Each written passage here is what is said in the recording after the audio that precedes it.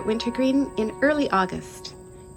And today I'm going to harvest purslane. So we have two plants here. One is the purslane, and it's the heftier of the two with kind of a waxy leaf. And the other one, which looks a lot like it, is called spurge. This one is spotted spurge. Don't eat spotted spurge. It makes cows sick. Probably isn't very good for us either. So the way that you can tell them apart is, again, by the waxiness of the leaf and by the stem. Spotted spurge, purslane.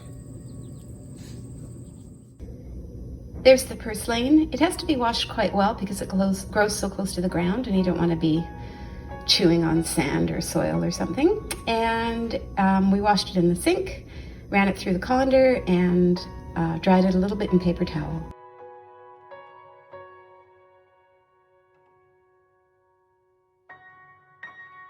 This is the sauce for the salad. I've got a quarter cup of tahini in here, juice of half a lemon, a couple of garlic cloves, and some red pepper flakes. So I'll just beat it up a little bit, and then I will add some olive oil to get it to spread more like a salad dressing consistency.